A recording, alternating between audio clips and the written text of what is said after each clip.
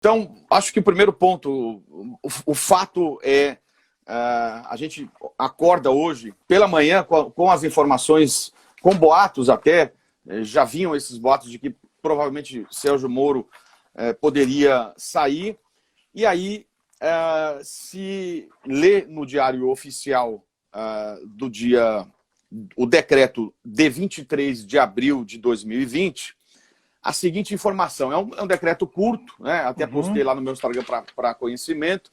O presidente da República, no uso de suas atribuições, tendo em vista o artigo tal da lei, resolve exonerar a pedido Maurício Leite Valeixo do cargo de diretor-geral da Polícia Federal, do Ministério da Justiça e Segurança Pública. Este decreto presidencial ele está com duas observações importantes que eu estou destacando.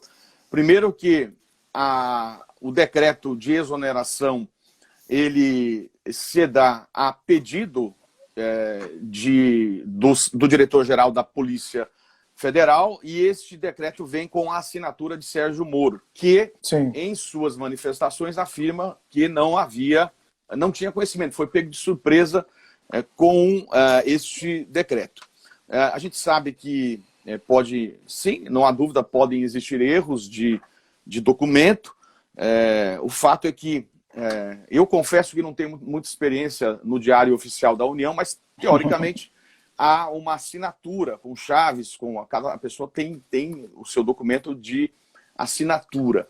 E aí, hoje mesmo, depois de toda essa confusão, vem uma republicação, na verdade, do decreto que havia exonerado, e esta republicação diz o seguinte: republicado o decreto de ontem, dia 23, por ter constado incorreção quanto ao original na edição do Diário Oficial de 24 de abril de 2020, seção 2. E aí, o novo, ele continua sendo, no sentido de a pedido a exoneração do cargo de diretor-geral, e a assinatura agora não consta mais Sérgio Moro, e sim Sua Excelência o Presidente da República, Walter Souza Braga Neto e Jorge Antônio de Oliveira Francisco. Bom, esse é o fato, né? Exoneração do diretor-geral da Polícia Federal, do Ministério da Justiça e Segurança Pública, e, por consequência dessa situação, o pedido formal do ministro Sérgio Moro, em uma coletiva à imprensa, em que ele narra todas as questões que levaram ele a fazer o pedido de exoneração do cargo de ministro da Justiça. Primeiro ponto, acho que antes da gente analisar as questões formais dos fatos que foram narrados pelo próprio Sérgio Moro, eu gostaria que você pudesse trazer um pouco da sua experiência para explicar, primeiro, como funciona o cargo ou o diretor-geral da Polícia Federal. Tem que ser alguém da carreira? Essa é uma pergunta que tem que ser delegado de carreira. Como funciona, depois desta nomeação, como funciona a nomeação dos superintendentes estaduais? São 27 hoje, 26 estados, mais o DF. Como funciona? Tem eles que ser de carreira? Qual é o papel deles? Qual é a autonomia que eles têm e deveriam ter? É realmente o diretor-geral o ápice da carreira do delegado de Polícia Federal? Então, trazer um pouco dessa experiência para a gente poder entender o contexto dessa exoneração e o pedido de exoneração pelo próprio ministro. Vamos lá, Lenza. Até tem vários colegas delegados que estão nos assistindo, eu via isso, viralizou em um grupo aqui da PF. Um abraço para todo mundo. Bom, eu acho que para entender a demissão, você falou muito bem, a gente precisa entender como é que se dá a nomeação, não é verdade? Então, a nomeação de um delegado para a diretoria-geral da PF, o cargo que a gente chama popularmente de DG, de diretor-geral, ele teve uma mudança em 2014. No governo Dilma, no segundo semestre, ela editou uma medida provisória que era 657 de 2014. Essa medida provisória foi convertida em lei, que foi a Lei 13.047. Na época, Lenza, ela estava até disputando com o Aécio, e teve muita fake news já no WhatsApp na época, em 2014, que absurdo, a Dilma está falando que o presidente vai nomear agora o diretor-geral da Polícia Federal. Eu falei, alto lá. Na época eu fiz até vídeo e tal, publiquei em rede social. Alto lá. O presidente da República, Lenza, sempre nomeou o diretor-geral da Polícia Federal. Isso era assim antes de 2014 e continua sendo assim. Então, para aqueles que questionam, isso é ato do ministro Sérgio Moro ou do Bolsonaro? É do Bolsonaro, é do presidente da República, é da pessoa investida no cargo de desculpa interromper, eu acho que é um ponto está muito claro. importante para efeito de esclarecimento. Quem tem a atribuição e competência de nomear, de escolher e nomear o diretor-geral da Polícia Federal. Então, você está confirmando, de acordo com a Lei 13.047, de 2014, que é, de fato, uma atribuição do presidente da República. Isso. É isso. E essa lei, ela alterou a 9266, que é uma lei obrigatória para quem quer entrar nos quadros da PF, porque é a lei que organiza a carreira policial federal. 9266, parece a 9296, né, de interceptação telefônica, mas é 9266 de 96. Essa lei foi alterada pela 13.047, que fez constar lá um artigo que é expresso. A nomeação do diretor-geral é ato do presidente da República. O Bolsonaro até bateu muito nessa tecla hoje. Espera aí, mas esse direito é meu. Por que vocês estão criticando? Né? A gente pode até estar nesse aspecto, mas o direito realmente é dele. Isso não há dúvida, isso está escrito na lei. O detalhe, Lenz, é que essa lei 13.047, ela foi uma briga em 2014 muito grande por parte da Associação de Delegados de Polícia Federal, a ADPF, da qual eu faço parte. E já fui até de diretoria e etc. A ADPF teve uma briga muito grande nos bastidores do Congresso, isso é totalmente legítimo, para trazer maior segurança e maiores direitos, maiores prerrogativas para a classe de delegado de Polícia Federal. Então, a ADPF conseguiu que nessa Lei 13.047, essa atribuição do presidente da República ela fosse mais limitada. Por quê, Lenza? Antes de 2014, você poderia ser diretor da Polícia Federal, meu amigo. O presidente olhar, o Lenza é um cara fenomenal, é um doutrinador gigante, sabe? Tem doutorado, pós-doc em Boston. Esse vai ser o meu diretor-geral da Polícia Federal. Você poderia ser, qualquer um poderia ser. Já até aconteceu na época do Fernando Henrique, o Romeu Tuma, que você conhece bem lá de São Paulo, ele foi diretor-geral. Ou seja, não havia a necessidade de alguém da carreira ocupar esse cargo.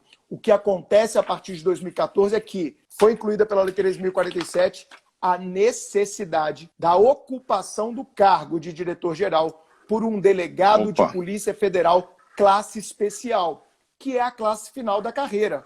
Todo mundo que entra na terceira classe, vai para a segunda, vai para a primeira e chega na classe especial. Então, o cargo de delegado ele tem 4 classes de delegado federal. Classe especial. Eu sou classe especial, Lenza. Amanhã, se o presidente falar, esse menino aqui vai ser meu iluminado, vai ser meu diretor-geral, eu preencho os requisitos que a lei exige. Você, até 2014, preencheria. Depois de 2014, você não preenche mais.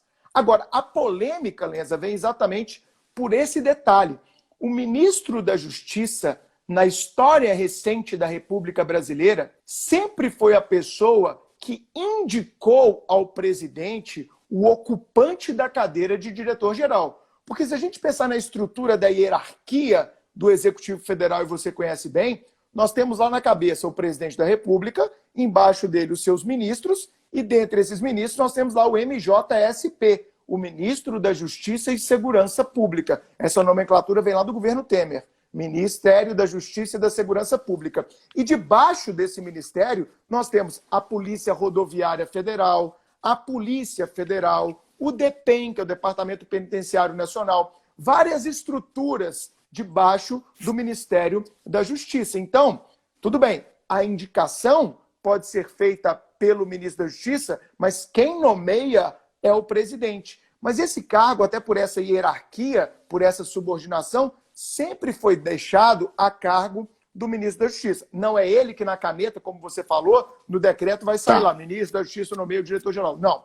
Pela lei, essa prerrogativa é do presidente. Mas sempre houve um acordo de cavalheiros na República recente de que o homem de confiança do ministro seria aquele eleito para ser diretor-geral. Isso aconteceu com o Temer. O Temer tirou o Leandro Daello, que era o diretor-geral da Dilma, e colocou o Segovia. O Segovia começou a ser um advogado do governo e logo, logo caiu, defendendo Michel Temer. Ou seja, essa interferência, possível interferência na PF, já foi tentada pelo governo Temer também. Eu até tuitei hoje cedo, coloquei no Instagram, deu maior repercussão. Existe já uma doutrina disso aí na PF e a gente vai falar um pouco mais. Mas o Temer não estava satisfeito com o Leandro Daello, que ele era nomeado pela Dilma, tirou. Colocou o Segovia. O Segovia começou a trocar os pés pelas mãos e aí foi colocado o Rogério Galouro. Todos eles delegados federais de classe especial. Vem o Moro e com essa carta branca, que hoje tanto foi falada nesse acordo de cavalheiros que ele tinha feito lá em novembro de 2018, antes do Bolsonaro tomar posse, vem o Moro e traz o Maurício Valeixo, que era o superintendente da Polícia Federal no estado do Paraná. Trabalhava junto com o Moro ali na execução das fases da Lava Jato. Era um homem de confiança do Moro. Por isso, não só o Valeixo, como vários delegados que trabalhavam lá na Superintendência do Paraná, foram ocupar cargos estratégicos da Polícia Federal, no primeiro escalão de DAS da Polícia Federal, claro, graças à indicação do Moro e à nomeação feita formalmente pelo Jair Bolsonaro. Um ponto específico. Aliás, só um comentário dessa sua observação. Eu tive cuidado e acho que essa tem sido sempre a minha postura quando tenho feito as minhas manifestações, de olhar sempre os dois lados. Eu procurei, sim, assistir a coletiva de imprensa que o Sérgio Moro deu,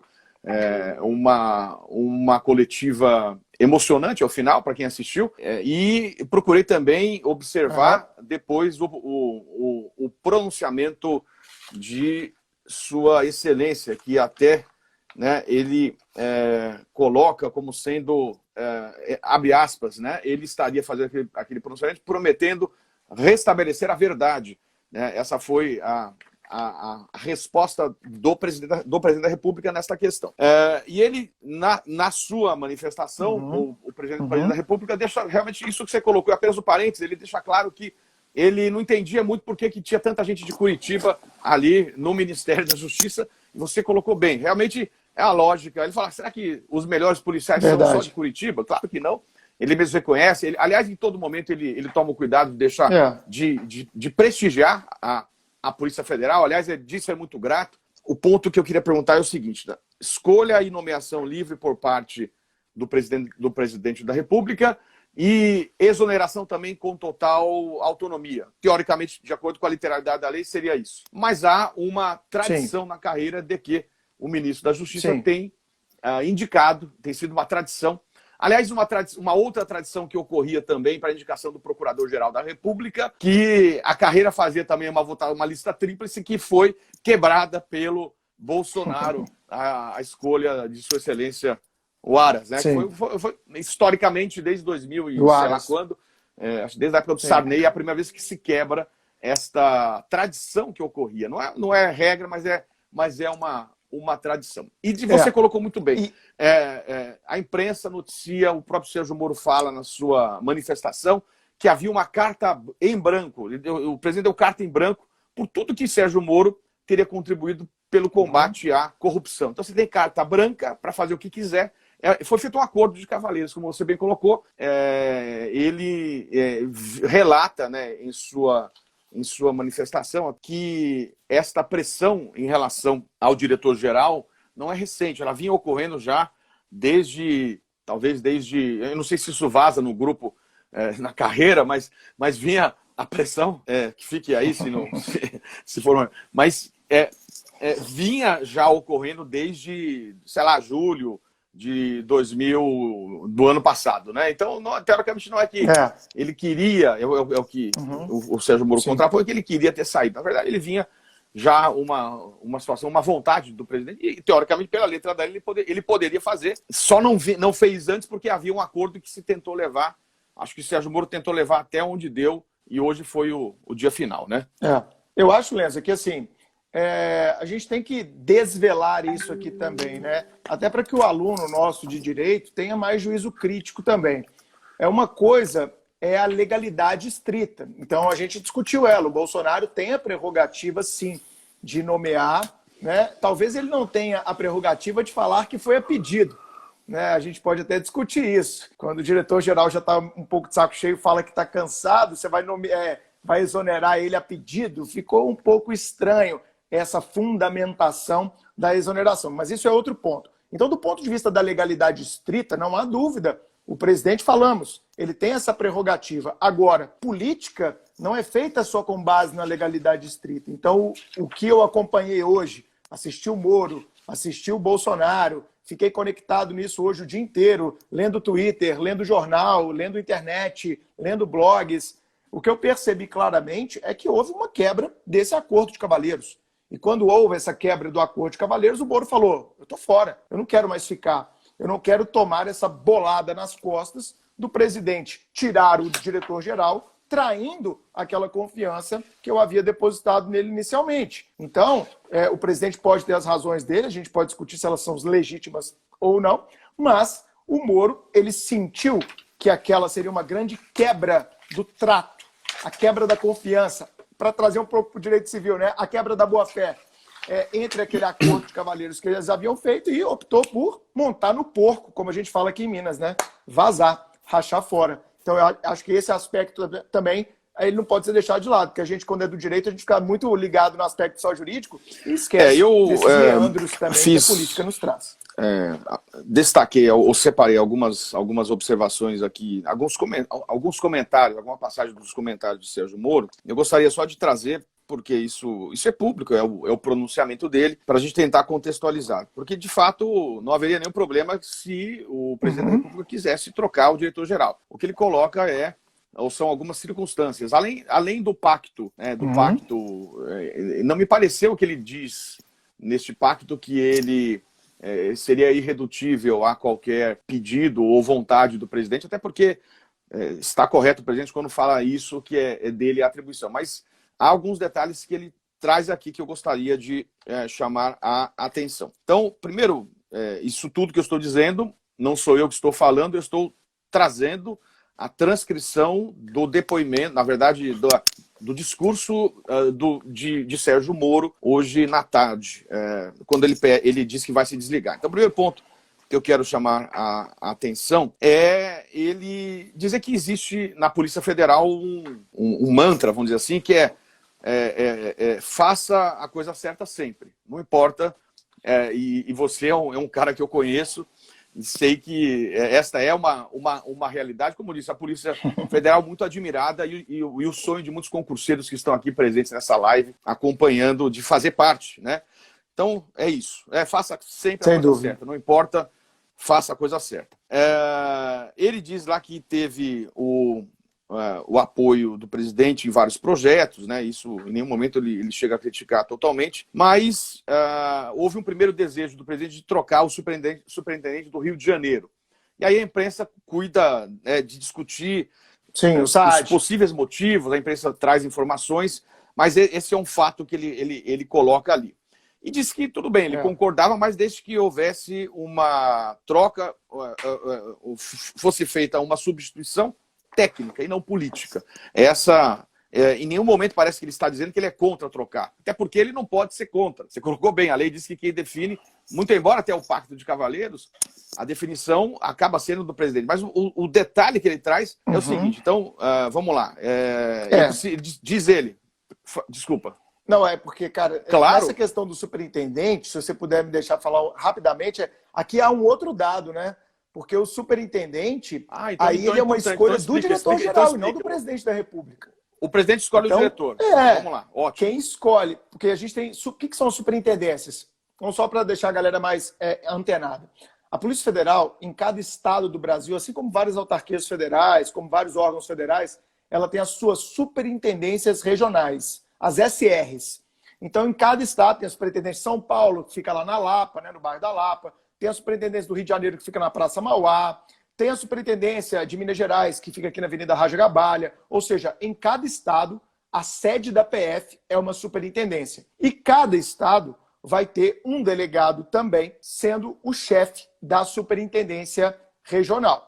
E lá atrás, quando começou certos inquéritos lá no Rio, houve um desejo do presidente de substituir o Ricardo Saad, que então era o superintendente do Rio de Janeiro. E ali começou o primeiro atrito entre Moro e Bolsonaro, que o próprio Moro, como você falou, revelou hoje. Depois houve uma discussão sobre Pernambuco, se não me espalha a memória, ou seja, começou um quê do presidente querer intervir demais na Polícia Federal e mais ou menos ao mesmo tempo em que alguns inquéritos, algumas investigações iam pipocando. Então essa rusga que hoje explodiu, ela vem lá de trás e o Moro, na sua fala, ele deixou isso bem claro. Então é a mesma coisa, quem escolhe um presidente da República, Lenza, nunca ficou, de Minas Gerais vai ser o João, do Rio vai ser o Antônio. Não, e de repente, do nada, um presidente vem e fala, esse superintendente aí não rola, não. Vamos colocar outro aqui no lugar dele. Fica estranho. E aquilo dali eu acho que já ligou o farol amarelo pro Moro. Ele falou, que coisa é essa? Como assim? Quem escolhe? Não sou nem eu, Moro, que escolho o superintendente, é o diretor-geral que tem essa prerrogativa e sempre tem isso essa prerrogativa. Aliás, é muito importante. Então ali já começou uma então, o diretor-geral, só para a gente deixar claro isso aí. Ele escolhe livremente. É isso? O superintendente. Delegados escolhe entre os delegados. Tem que ser delegado também, né? Escolhe entre os delegados quem vai ser o superintendente. Inclusive, hoje, vários amigos meus são superintendentes pelo Brasil afora. Minha turma, com 17 anos de PF, tem muitos superintendentes no Brasil afora que são pessoas da minha sala de aula, lá da academia de polícia. Última classe meus, também, né? A galera está toda aí como superintendente no Brasil afora. Então vamos lá. Não. Última classe. Tá. Não necessariamente, mas normalmente sim. Há um respeito então, esse é um ponto importante, a questão do Rio de Janeiro. Etc. Então ele fala em todo momento que ele precisa de uma causa para trocar, inclusive trocar o diretor-geral, e que esteja relacionada à insuficiência de desempenho ou um erro grave, né? Então, ele começa a trazer, dada todo o contexto da negociação que se estabeleceu para que ele tomasse uma decisão difícil de exonerar-se da magistratura, né? Ele, 22 anos juiz, não é fácil, né? Aqueles que têm cargo público. E a gente vive hoje isso, né? Essa realidade do desemprego absurdo. Então, deve ter sido uma decisão muito difícil e ele foi negociada e falou, tudo bem, eu vou, mas eu quero o objetivo maior, é o que ele está relatando, é combater a criminalidade, portanto tem que ter espaço para isso. Quando o Moro foi indicado, Lenza, quando o Moro foi indicado, uma frase que a gente ouviu muito foi a seguinte, ele se cansou de tentar mudar o sistema a partir do Poder Judiciário e começou a tentar mudar esse sistema dentro do próprio sistema, legislando. Então você vê que ele já chegou e já fez o pacote anticrime, já enviou ao Congresso, né? Então ele tentou mudar, não de fora para dentro, mas de dentro realmente para fora. Essa foi uma frase muito falada ela. Eu concordo que o pacote anticrime é um resultado. Claro que não foi o que ele encaminhou, foi menor, mas ele mesmo diz estar satisfeito com o que foi aprovado. Sim. Então, realmente, esse é um ponto importante. Eu vou ler aspas, porque eu transcrevi aqui. O problema, diz Sérgio Moro, é que nas conversas com o presidente, e isso ele disse expressamente, que o problema não é só a troca do diretor-geral. Haveria a intenção de trocar superintendentes, novamente o do Rio, outros provavelmente viriam em seguida, como o de Pernambuco, sem que fosse me apresentado uma razão para realizar esses tipos de substituições que fossem aceitáveis. Então, é o que você coloca. Então, é o de Pernambuco mesmo. O Moro, ao que parece na fala dele, Lenz, ele deixou bem claro que ele estava disposto a montar um time técnico, sem interferências políticas. E na visão e na fala dele, esse tinha sido olha aqui uma outra parte. Com o Bolsonaro, né? Outra parte, eu acho Bruno, que esse prato foi quebrado. A gente está sendo bem atento aos fatos aqui. Essa é a nossa preocupação. Ontem conversei com o presidente, aspas, é o Moro falando. Claro. E houve essa insistência. Falei que seria uma interferência política. Ele disse que seria mesmo. Então, uma frase dessa é muito delicada, né? E por isso... E eu não sei, eu não sei se você viu, cara, que você tá nos Estados Unidos, né? Você tá fora. Eu não sei se você viu, a gente teve hoje, agora, antes de começar a live, o Jornal Nacional divulgando prints da conversa do Moro por WhatsApp com o Bolsonaro. Quando o Bolsonaro reclama, pois é, cara. E eu falei mais cedo, até no Twitter, um cara como o Moro, que tocou 6, 7 anos uma lava-jato, mexendo com os interesses mais poderosos do Brasil, com certeza ele aprendeu a fazer dossiê, né? Então ele não ia falar tudo que ele falou sem ter dossiê. A gente pode até falar da requisição de inquérito que o Ministério Público Federal fez ao STF para apurar certos crimes, mas eu acho que o Moro, para falar o que ele falou hoje, ele está bem resguardado. Então ele soltou, viu, Lenza, para sua notícia, no Jornal Nacional, que ele falou lá que tinha uma notícia no antagonista, né? entre 10 e 12 deputados da bancada do governo, lá do PSL, sei lá qual, estavam sendo investigados. E aí ele printa aquilo e manda para o Moro. Tá vendo? Mais um motivo para troca na PF. E o Moro mandou isso para o William Bonner, né? E o William Bonner publicou aí. Então, isso, acho que é só o começo, cara. Eu acho que é só o começo. Porque o que deve ter de mensagem que vai vir pela frente aí, eu acho que não está na história, entendeu? Acho que a situação é bem mais complexa. Mas se você quiser voltar, Lenz, eu acho que um ponto que é legal da gente bater, cara, já que a gente não fez uma pauta, você falou da lista tríplice, né, do Ministério Público, que dessa vez o Bolsonaro não atendeu, já que ele não tem uma lei que o vincula a atender, ele optou por não atender. Era uma tradição também, né, dos presidentes escolherem um dos 3 indicados na lista votada pelos procuradores da República. Pois é, esse, Lenza, é um pleito também bem antigo da nossa Associação de Delegados de Polícia Federal.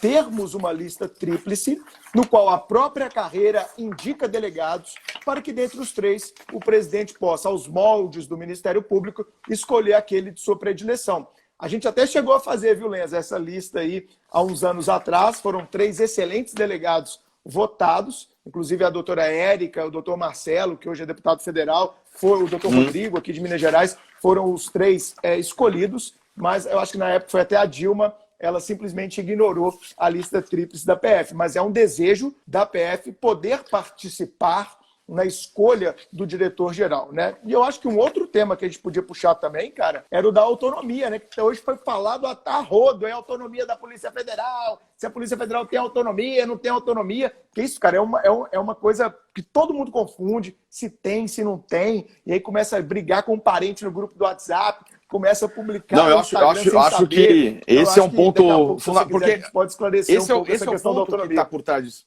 disso tudo. Então, a interferência, a suposta, claro, isso tudo vai ser, a suposta interferência na autonomia da Polícia Federal é que pode, em tese, ter caracterizado, inclusive, consequências tanto de responsabilização criminal como política. Então, eu acho que esse é o ponto principal. A responsabilização, sim, ela decorre dessa premissa que você vai colocar. Eu queria, assim, ouvir outros, só para a gente fechar aquele resuminho, e a gente volta para a questão da autonomia, que é fundamental. Outras, de Sérgio Moro, que ele tinha preocupação, você que manda, que o presidente afirma para ele ter preocupação com alguns inquéritos que corriam na Suprema Corte. Isso é bastante delicado, por isso tudo sendo apurado. E outros detalhes que estão na fala dele. Mas acho, sim, muito importante. A gente tem uma escolha do diretor-geral pelo presidente da República, de alguém da carreira, que é uma conquista, e esse é o ponto fundamental. Qual é a autonomia da Polícia Federal? Até porque eventual crime que possa ser praticado por alto escalão está sendo investigado pela Polícia Federal. A autonomia tem que existir sob pena de você perder todo o sentido da lógica de investigação. Então, portanto, eu acho fundamental você falar um pouco sobre isso. Vamos lá. Primeira frase, Lenza. A Polícia Federal não tem autonomia por lei. Não existe uma lei que dê... Não tem. Não existe uma lei que dê autonomia à Polícia Federal. Não existe norma constitucional que dê esta autonomia à Polícia Federal. Ponto final. Então, se você está falando por aí que a Polícia Federal tem autonomia, essa autonomia ela não é jurídica, não é normativa. Não temos uma lei ou qualquer norma constitucional que garanta à Polícia Federal trabalhar com autonomia, gerir seu patrimônio, escolher o momento adequado, por exemplo, de abrir concurso, né? Escolher quem vai ser seu diretor-geral, ter um mandato fixo para o seu diretor-geral, por exemplo, de 2 anos, que é outra ideia bem democrática e de aperfeiçoamento, né? Eu acho. Aliás, só um parênteses, a própria DPF que você já fez parte do diretor, na sua manifestação de hoje, diz que ela tem esse pleito de que o diretor-geral seja eleito para mandato. Né? Sim, antigo esse pleito. Então, Lenza, primeira coisa, não existe essa autonomia do ponto de vista legal e normativo, beleza? Mas desde 2002, quando o Lula entrou no governo, e por favor, eu não sou petista, tá? E muito menos bolsonarista, eu sou um centrista, e isso é bom deixar claro, porque daqui a pouco a galera começa a te xingar de um jeito, te xingar de outro, e eu odeio essa polarização que toma conta da gente, nubla as nossas ideias e denigre, ao meu ver, o debate democrático. Então, quando o Lula entrou lá em 2002, ele nomeou, não sei se chegou a conhecer pessoalmente, o advogado de São Paulo, Márcio Tomás Bastos. Né? O doutor Márcio, ele foi o ministro da Justiça do Lula no primeiro mandato, e o Márcio Tomás nomeou o Paulo Lacerda, que foi um diretor-geral da Polícia Federal nos primeiros mandatos ali do Lula. E o Paulo Lacerda, ele tem muito mérito, foi o diretor-geral, quando eu entrei na PF, ele era o diretor-geral, o Márcio Tomás Bastos era o ministro da Justiça, então eu acompanhei isso bem de perto. E essa turma nova de delegado que estava entrando, né, da geração de 97, da geração de 2002, que é a minha geração, da geração de 2004, esses 3 grandes concursos que a PF teve, 97, 2002, 2004, a galera mudou o jeito da PF trabalhar. Ali começaram, Lenz, as grandes operações. Eu duvido que você lembre uma grande operação da PF na sua época de faculdade. Eu não lembro da minha época de faculdade. Nossa, todo mundo... Não era uma coisa falada. Então, a partir de 2002, 2003, 2004, começaram as grandes operações da Polícia Federal, que é fruto de uma doutrina policial. A gente não tira do sovaco, agora eu vou trabalhar dessa forma. Não. Existe um modus operandi, existe uma doutrina policial que foi construída. E isso fez a Polícia Federal virar o que ela virou. Então, o Lula teve seu mérito lá atrás? Teve. Ele não fez interferências políticas na PF. Ele deixou a PF trabalhar. E a partir do momento que ele deixou a PF trabalhar, a PF construiu doutrina. E essa doutrina foi incutida em pessoas como eu, que estavam entrando lá na PF e que já entravam com essa mentalidade de conduzir grandes trabalhos, de fazer grandes operações, doa a quem doer. Essa frase eu ouvi na academia umas 50 vezes. Nós vamos investigar, doa a quem doer. Perfeito. A Polícia Federal não vai ser uma polícia de governo. A Polícia Federal vai ser uma polícia de Estado. A Polícia Federal é uma polícia de Estado democrático de direito. E ela vai agir independentemente quem seja o investigado. E a gente viu vários exemplos desse ao longo do governo Lula. Vamos lembrar, Palocci, braço direito do Lula, foi investigado. Zé Dirceu, braço direito do Lula, foi investigado. O irmão do Lula, gente, chegou a ser preso pela Polícia Federal no primeiro mandato do Lula. Não sei se você lembra disso, né? E assim continuou durante os governos petistas inteiros. O Temer, quando vem, depois da saída da Dilma, ele tentou mexer nisso aí, nesse arcabouço, e não conseguiu. Porque a doutrina, Lenz, ela já está muito incorporada na cabeça. Eu falei hoje numa live mais cedo. Você acha que se o Bolsonaro trocar agora, entrar o outro delegado, outro colega que entrar, você acha que ele vai conseguir me ligar e falar assim, ô Bruno, tudo bem? Você está investigando o Joãozinho aí? O Joãozinho, ele é do nosso grupo político, pode parar agora com a investigação. Eu vou gravar aquela ligação, vou mandar para o Ministério Público e ele está em maus lençóis. A coisa é muito mais simples do que parece. Então, quando eu falei hoje, quem pensa que mudar diretor-geral vai mudar o modus operandi da PF trabalhar, não vai. Isso eu garanto que não vai. Garanto por mim, garanto por vários colegas do Brasil inteiro. Essa ideia de autonomia, ela não existe do ponto de vista normativo, mas a ideia da autonomia, ela é doutrina dentro da PF. Então, agora, Lenza, chegou o momento da gente transformar isso, é uma visão particular minha e de toda a carreira de delegados de Polícia Federal, transformar isso em norma escrita. Vamos colocar isso na Constituição. Vamos lá aprovar uma PEC que está tramitando desde 2009, já passou em primeiro turno, que é a PEC 412 de 2009. Em 2015, salvo engano, ela foi aprovada na Câmara em primeiro turno. Essa PEC 412, que vocês vão ouvir falar muito nela nos próximos dias, é uma PEC que altera, Lenza, o artigo 144, parágrafo 1º da Constituição, que é o artigo, você sabe bem, que fala das atribuições da Polícia Federal. Então, lá nesse artigo vai ser colocado alguns vocábulos que vão demonstrar essa autonomia da PF, que vai ser uma autonomia funcional, uma autonomia orçamentária. Cara, é absurdo a PF ficar 8 anos sem concurso como ficou. 8 anos sem concurso da PF. É gente aposentando, é gente morrendo, é gente sendo exonerada e não vem de reposição de pessoal. Como é que uma polícia consegue trabalhar sem reposição de pessoal? Sabe? É absurdo a Polícia Federal poder encaminhar o seu orçamento para ver se ele vai ser aprovado ou não, aos modos do Ministério Público, aos modos do Judiciário, aos modos hoje da Defensoria Pública.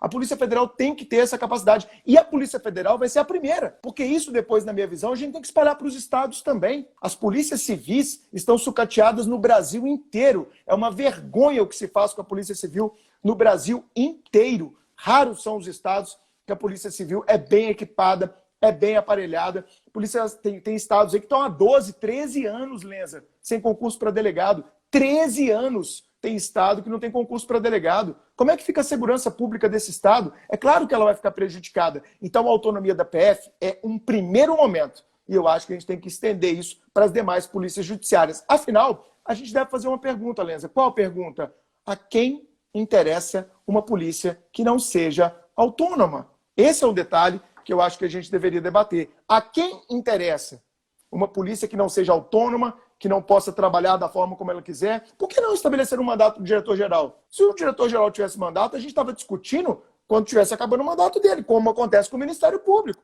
Você não vê ninguém agora falando, o Aras está parado, o Aras ele tem que ser substituído. Você não vê falar isso. Não existe essa discussão. Por quê? Porque a gente sabe que ele vai completar os 2 anos dele e depois ele pode ser reconduzido ou não, outra pessoa pode ser nomeada para o seu lugar. Aconteceu assim com o Janot, aconteceu assim com a Raquel Dodge, vai acontecer agora com o Aras. Então a gente precisa blindar os órgãos investigativos. Esse pode ser um grande legado da Lava Jato, do ponto de vista da persecução penal. Aprimorar as ferramentas de preservação de um Estado democrático. Se a ideia é verdadeiramente se combater a corrupção, a gente precisa de órgãos fortes, de órgãos independentes, que possam fazer o seu trabalho independentemente de polêmicas, de repercussões políticas, independentemente de quem seja o investigado. Assim a gente vai construir, ao meu ver, insisto, uma democracia mais bem aperfeiçoada. Eu gostei muito da sua pergunta. Eu me lembro que eu atuei num processo no Supremo em prol da autonomia da Defensoria Pública. A questão que envolvia, né, a autonomia da Defensoria Pública estadual, da União, e essa pergunta foi feita pelo Supremo naquela época, se não me engano, a ministra Carmen Lúcia, aí do seu estado. A quem interessa a autonomia e o fortalecimento da Defensoria Pública? Ou a quem interessa a não autonomia e o não fortalecimento? Afinal de contas, é a Defensoria Pública que vai atuar contra os grandes, contra o governo. Então, é justamente essa própria lógica. Tanto é que depois você vê no âmbito da Defensoria Pública, que era, por exemplo, a gente pega no DF organizada e mantida pela União, você vê a evolução das emendas constitucionais, e você colocou bem a necessidade da aprovação da PEC 412, a Defensoria Pública passou por isso, envolvendo... A emenda 80 foi talvez o ápice de toda a evolução. A emenda 80, começou na reforma do Poder Judiciário na emenda 45, lá de 2004, e a emenda 80 talvez foram 4 grandes emendas, 74. Exatamente. Todos os defensores públicos gerais no Congresso, a lógica, lembro bem disso. E tem que seguir. A Andréia aqui de Minas não tem sentido, eu concordo com você, não tem como você imaginar manter este eventual risco, né, que você colocou muito bem, de doutrinamento, que eu gostei muito bem da forma como você colocou, mas esta necessidade de fortalecimento de autonomia financeira, administrativa, política, seja isso tem que ter, eu concordo com você que essa tem que ser a lógica. Não, eu tenho uma coisa que eu queria falar, que eu acho que vai dar muita polêmica também, que é essa ideia que o presidente falou hoje no seu pronunciamento de 17 horas, de requisitar relatórios de inteligência da Polícia Federal. Eu acho que o presidente ele se confundiu do ponto de vista das atribuições dos órgãos, né? Porque a Polícia Federal produz inteligência. Inteligência, do ponto de vista doutrinário, produzir inteligência, todos os estados produzem inteligência, né? Nos Estados Unidos é a CIA, né? Na Rússia lá era a KGB e etc. No Brasil a gente tem um órgão de inteligência que é a ABIN. A ABIN ela produz inteligência de Estado. Então a ABIN, por exemplo, vai fazer relatórios para o presidente, informando como é que está a questão do sem terra, informando como é que está a questão indígena no Brasil, informando como é que está a questão da migração dos venezuelanos, como é que está chegando os sírios no Brasil, a ABIN, como é que estão os movimentos sociais no Brasil. A ABIN tem esse trabalho que é essencial. Todo Estado democrático tem seus órgãos de inteligência. Então quem produz inteligência para tomada de decisão é fundamentalmente esse órgão, a Agência Brasileira de Inteligência. Então ele até falou, se na Agência Brasileira de Inteligência eu consigo lá os relatórios. Não, presidente, você consegue, porque é a tarefa da ABIN fornecer para você inteligência para que você possa direcionar as suas políticas públicas de Estado. E no âmbito da Polícia Federal, né, apesar da Polícia Federal compor conselhos de inteligência junto com a ABIN e outros órgãos, com as Forças Armadas, etc., a inteligência da Polícia Federal ela tem um foco precípuo, qual é? Cumprir as suas atribuições constitucionais, ou seja, prevenir e reprimir a prática de certos crimes. Então, crimes que atentem contra a União, contra suas empresas públicas, contra suas autarquias e fundações, tráfico de drogas e contrabando, né, e descaminho, a questão das violações aos direitos humanos, todos aqueles crimes previstos na 10446. Então, eu já fui um delegado que produzi muita informação de inteligência, através de interceptação telefônica, de infiltração de agentes, através de vigilância de alvos, Isso é a nossa rotina, produzir inteligência. Mas o nosso dado de inteligência, o nosso relatório de inteligência, ele serve não ao governo, ele serve à persecução penal. Então, esse é um detalhe que eu acho que o presidente, na sua fala, não captou ou não entendeu muito bem qual é a tarefa da inteligência da PF, o que eu não acredito, ou ele deixou escapar ali na sua fala essa falha de qual é a finalidade da inteligência da PF. Então, a PF produz inteligência todo santo dia.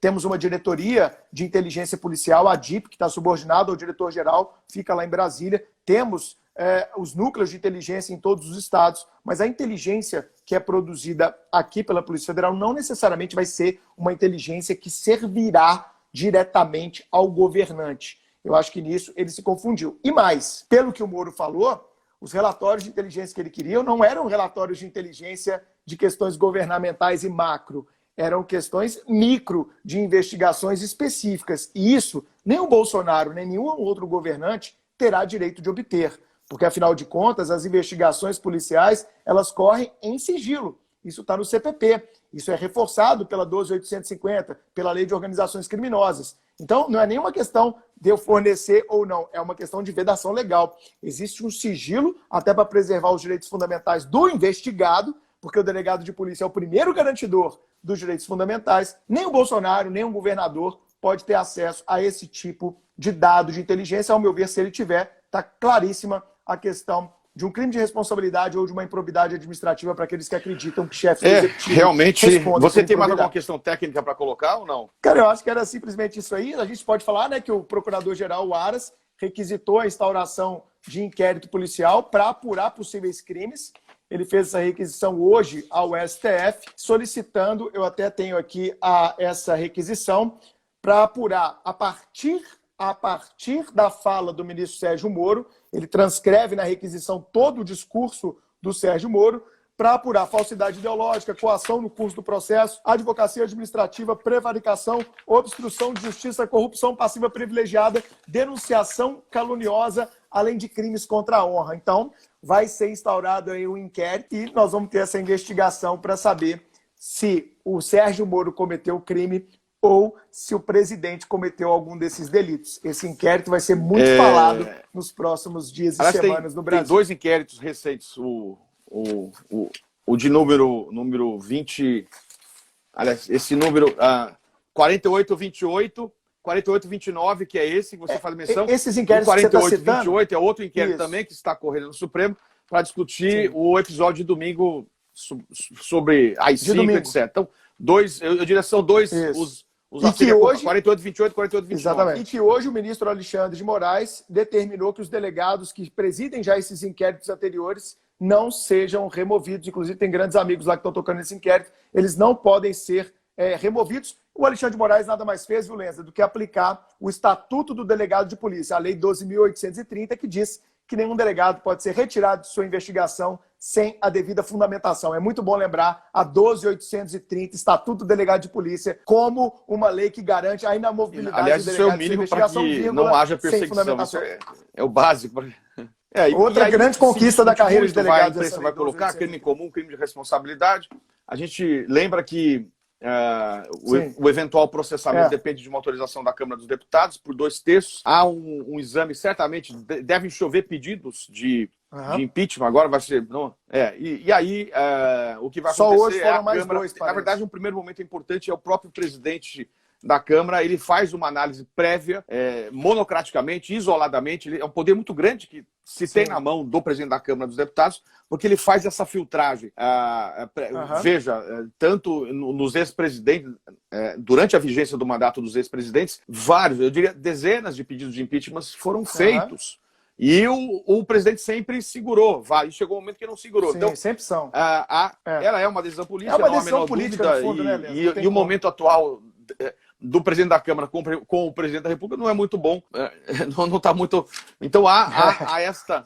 Não é muito bom. E aí, aí 2 minutos, a Câmara, então, ela tem esse 2 minutos papel, aqui, realiza um procedimento de admissibilidade, tanto para o julgamento do crime comum, esses são 9 que você indica, como para o julgamento do crime de responsabilidade. O presidente não é afastado antes de ser recebida a denúncia ou queixa-crime no Supremo.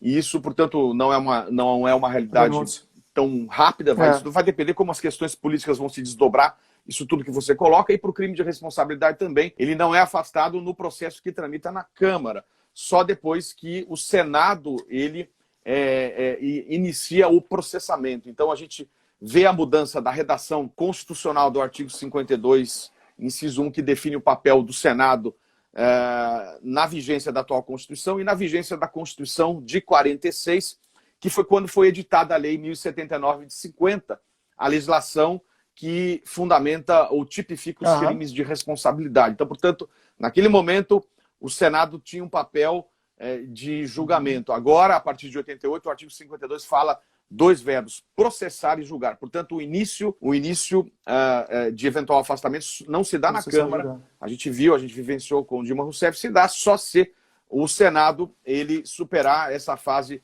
de juízo de acusação. Lembrando que tanto a votação da Câmara por 2/3 neste requisito de procedibilidade, como as 3 fases do processo de impeachment, que aí teria que ser uma outra live, no Senado, se dão por votação aberta, por voto aberto público. A transparência, isso foi um voto bastante importante do ministro Barroso, quando definiu na DPF 378 a necessidade de transparência. Verdade. Isso é fundamental para que a sociedade possa acompanhar. E a gente viveu aquelas fundamentações na Câmara, em nome do meu filho, do sei que, sim, aquela coisa. Por quê? Porque a Câmara ela não tem que analisar a questão de mérito, ela não aprofunda, é um juízo político de procedibilidade. E aí a gente vai acompanhar, lembrando que não é momento ainda, não se fala em momento de afastamento. Há todo um controle político, isso vai acompanhar, e aí a gente vai ver. O grande problema que a gente tem é o momento atual que essa crise explode. Enquanto isso tudo acontece, milhares de pessoas estão morrendo no nosso país. Essa é a nossa grande tristeza no momento em que isso está acontecendo, porque o país tinha que estar unido, tinha que estar. Bruno, considerações finais aí, nosso tempo está explodindo aqui.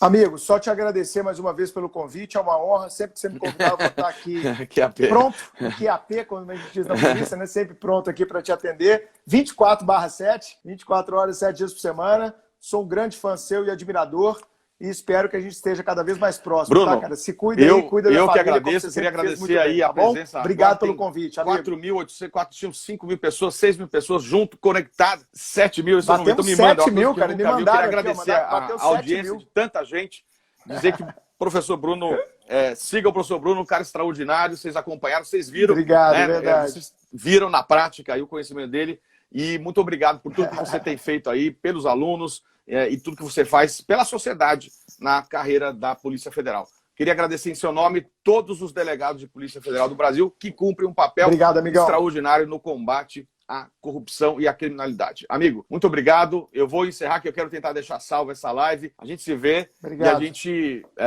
QAP, falamos. Forte abraço. Salva ela aí.